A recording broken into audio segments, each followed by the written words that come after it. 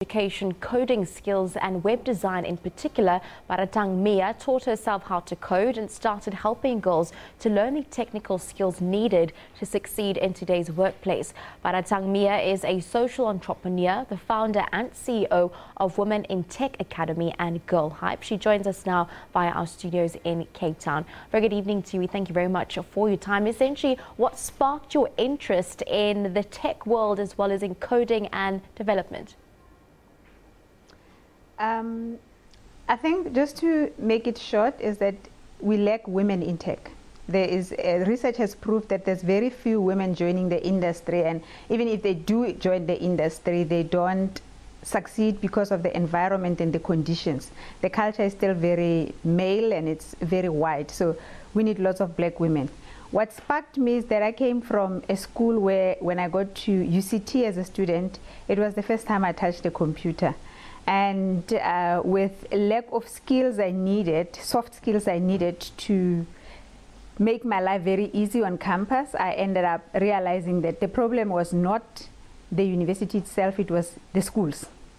And I must say, being a feminist, my priority became pushing young girls.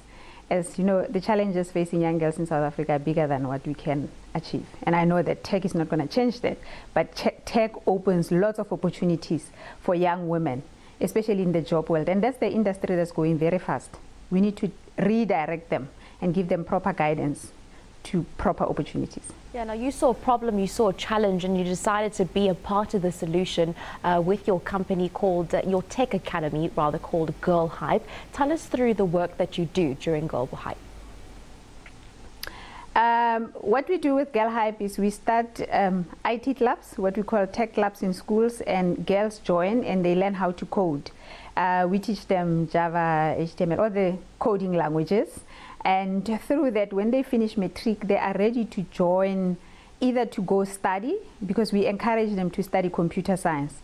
And we find funding for them. We've been fortunate to be funded by ITTPSA for some of our students who ended up studying computer science. We assist them to find jobs. Some of our students finish matric and go straight into IT job.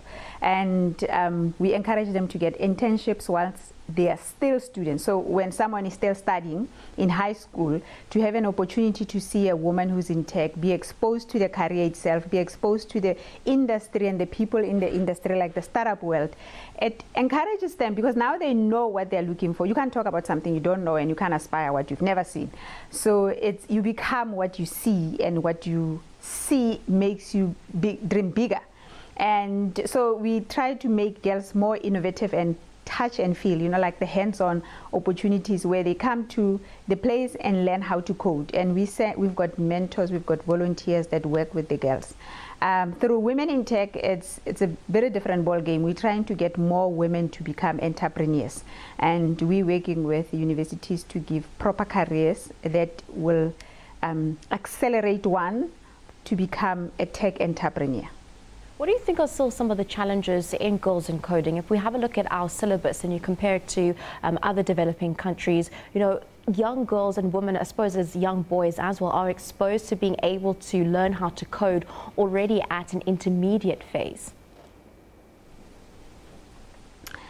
I think our biggest challenge in the country is, though we try to shy away from it, is mathematics. If we can get our kids to understand mathematics, because coding is teaching people how to think logically and become innovative. So if you can't think logically, you cannot become a coder. That's period. That's the end of the story. So now, to become more innovative and be able to code, our biggest challenge is we need to improve our mathematical skills in schools, right from primary school. And we need to let our kids do proper coding, makers, you know, like when they're young. I'm not saying they should become the best software developers, but they need to be able to understand and read technology. And that should be part of the language that they learn in school, so that they are able to talk technology. You know, in the past we used to say English is the language of business. Nowadays technology is the language of business. Now the young kids are born with that. They have this brain of understanding technology easy because they are born in technology.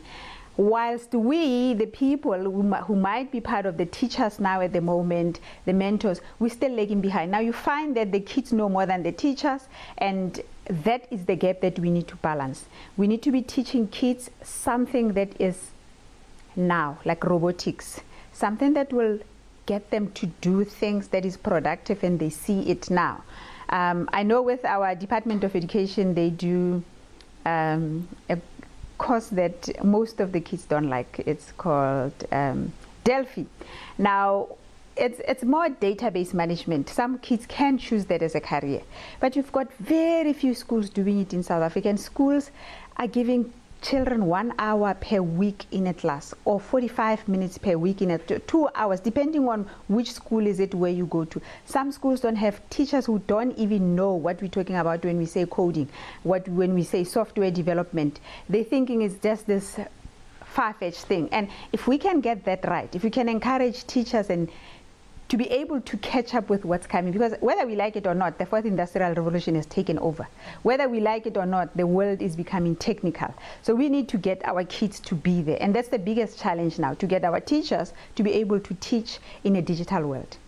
Now, Baratang, just take us through, you described your first experience at university, struggling to speak English, never have seen a computer in your life, to now being internationally chosen by the US State Department Tech Woman 2015, their program being integrated into what's been happening in the takeaways in the United States. Just tell us your role there and what you've brought back home from your experiences, as well as your awards that you've won in the United States.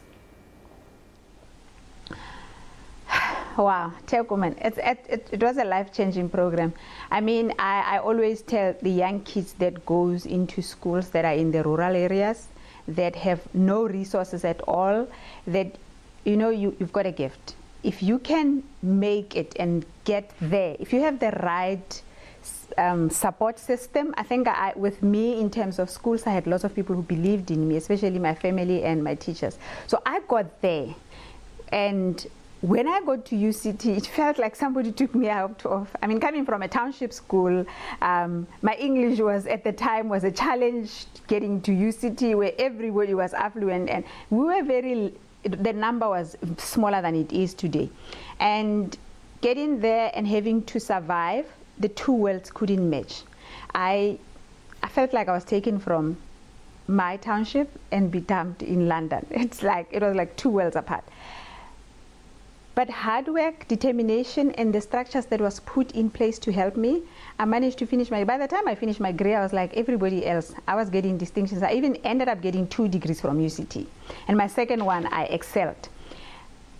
When I finished my degree and started focusing a lot on developing other women and realizing that for me, one of the biggest challenges was the skills that we lack when we are still in school, or when you live in a community where there's no resources. That shouldn't determine who you're going to be. And 2015, when I was chosen by the US State Department to go to Silicon Valley, it was like a mind-blowing. It was a life-changing experience for me, because I chose Adobe. I ended up at Adobe with one of the global mentors. There you meet women who work at Twitter, Facebook, name all these global big companies. I ended up there, and I interacted with mentors I could dream of. I think that's a live dream. And the US State Department pays for everything. You spend 6 weeks in Silicon Valley. You learn a lot about tech companies. You go to these companies like your Google, your Twitter. I spent some time with the Google developers. I got to learn what kind of skills is necessary for someone to become innovative, what kind of skills is needed for the country to push their research and development. R&D is the biggest push towards proper IT innovation. Because if you don't invest in that, you then have the society where people are just consumers, and they're not productive. And I also learned that we need to open our world. I know in South Africa it's very difficult for someone to join our country in skills, but if you go to San Francisco, if you go to Silicon Valley, you're going to find people from all over the world. You're going to find people from China, people from the UK, people from the Indians. Everyone is there, and that diversity is what makes them become the leader. It is not, for me, diversity is the driver of their innovation. It is not they're not closed society. They're not looking at themselves as, oh, it's only the Americans who are supposed to do it. No, they're allowing everybody to come in terms of skills and drive the innovation. And the other thing that was the benefit for me is spending a week in Washington, D.C. with policymakers and learning how they come up with their own policies and how they are driving it in technology. You know, it's the easiest thing to say you can drive policies if you don't understand what consent means, the privacy, the ethics of that. And I think the world is moving towards that now, where what we produce should carry ethics. We're not just now producing a bot that in 10 minutes, I'll make an example now where Microsoft produced a bot within 1 hour. They call it a Tay. If you Google Tay now on Twitter, you'll find it. A chatbot that was chatting with global community, and within 2 hours or 3 hours, Tay was the worst Unfortunately, Baratang, I'm going to have to interject you. I'm so sorry due to time.